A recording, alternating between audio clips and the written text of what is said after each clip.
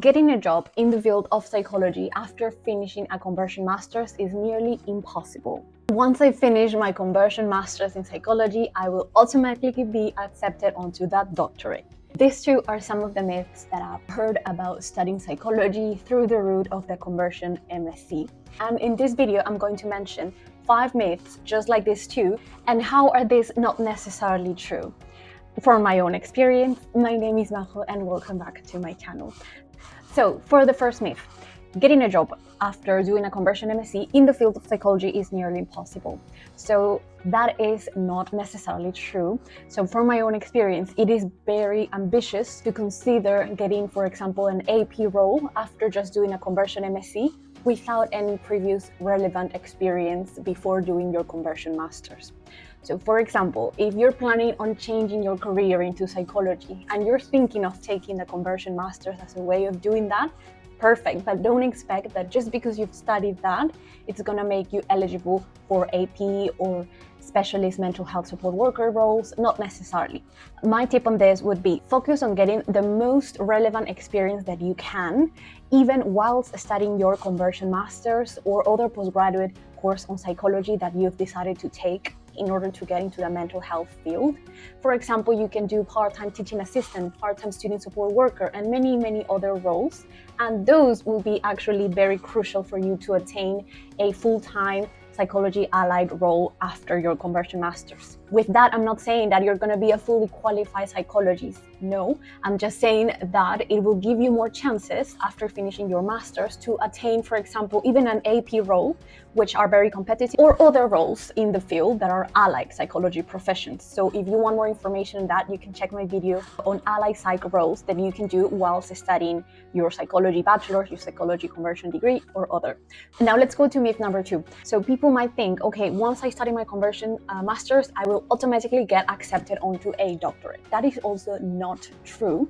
It is true partly. So it is true the part that for getting into a doctorate, for example, a diplomcy or a doctorate in educational psychology or a doctorate in counseling psychology, you do need a conversion degree or a bachelor's in psychology. Both have to be accredited by the BPS. However, that's just the academic requirements. You also need, just like myth number 1, relevant work experience. Relevant work experience depending on the type of doctorate you want to attain. If you want to go for the doctorate in educational psychology, you would need at least 1 year of full-time experience working with children and young people. For example, for the doctorate in counseling psychology, you would need some experience of one-to-one or group sessions in counseling or mental health support. In other words, it's just sort of the same. You need relevant work experience plus academic qualifications in order to then attain the doctorate in the fields that I've mentioned. So myth number 3 would be, okay, I can only work in mental health type of roles if I study a conversion master's. Okay, that is a bit trickier. So no, the answer would be definitely not. You can work in other psychology fields that are not related to mental health after you finish your conversion degree.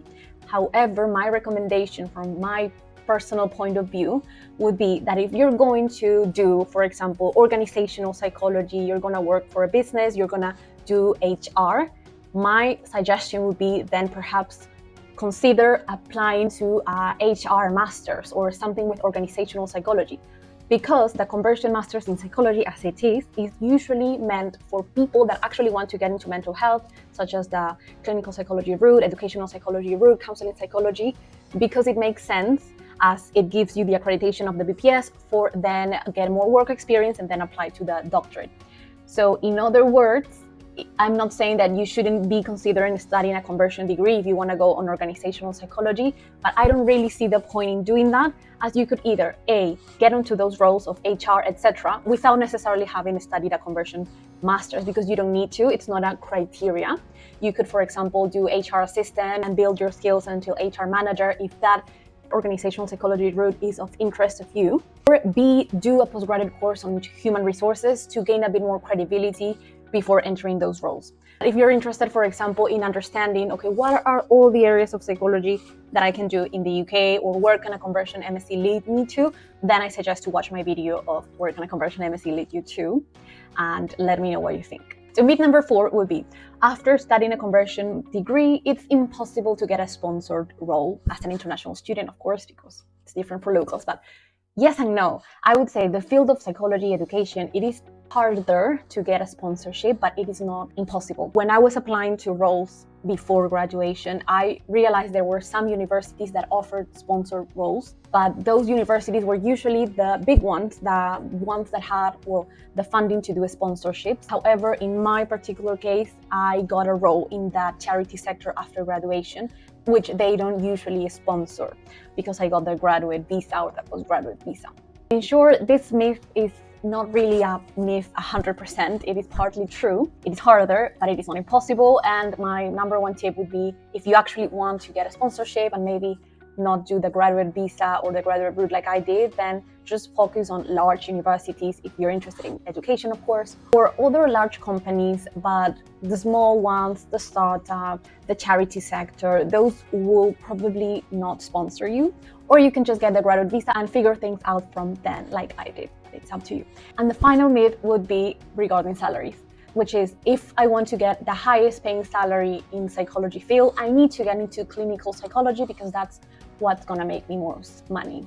Not necessarily. There are other fields in psychology that also offer a competitive salary depending on the level of seniority that you bring to the role. And also, you can do your own thing. You don't necessarily have to work for someone or a company or the NHS or the charity sector or the education sector. If you do your own thing within the psychology field, you can earn much more or also much less, depending on the amount of effort you put into it. I would say broaden your scope and don't think that clinical psychology is the only route. But there are other fields: educational, counseling, child counseling, psychotherapy, so many others. And the way of getting there, also it is true that pre-qualified life, it's usually about not very high salary paying roles. But again, it depends on you. You can do private tutoring and charge 30 per hour, or build your way into charging 30 or 35 or 40 per hour, and doing that 20 or 25 hours per week at least can help you balance this pre-qualified life, or this life where you're building as a student or a former student, you're building your experience in order to gain entrance onto a doctorate or whatever route you choose. Doesn't mean that you need to settle for low-paying salaries for many years. I mean, you're free to do that, but you can also manage to create other sources of income, such as private tutoring or other ways of income, depending on the skills that you have. Also, for example, you can be a senior PWP, like a senior psychological well-being practitioner, and have the same salary as someone who is an entry-level qualified clinical psychologist. Or you can be a senior clinical psychologist earning the same, more or less, than a counseling psychologist. So it will depend on the organization that hires you. It will depend on what you do besides your role, if you have like a private practice, if you have your own thing on the side, and many other factors. So in short, for this myth, I would say do your own research on salary brackets depending on the field, and think about what skills could you bring to the table for earning an additional income, especially in your pre-qualified life. For example, you could do SEL tutoring, social and emotional learning tutoring, which is not exactly practitioner psychologist, but it is still working one-on-one or in group sessions, teaching about emotional regulation, self-awareness, etc. Take it from someone who wasn't necessarily widening her scope at the beginning of this psychology journey, and I was seeing the salaries of teaching assistants or of support workers, and I was very demotivated from that. It's just about being creative, I would say. So let me know if you've heard of other myths about studying psychology in the UK or studying psychology in general, or if you have any questions, you can DM me or comment on the video. Both my Instagram and my YouTube channel are named My Psych Journey Abroad. If you still are curious to know more information about what it really looks like to study psychology, then you can watch my video named Pros and Cons of Studying Psychology in the UK as an international student. In that video, I go into much detail about what I've discovered along the way, so that you can perhaps take that experience that I've shared in that video to make a decision that suits you best. I hope to see you in the next one. Bye bye.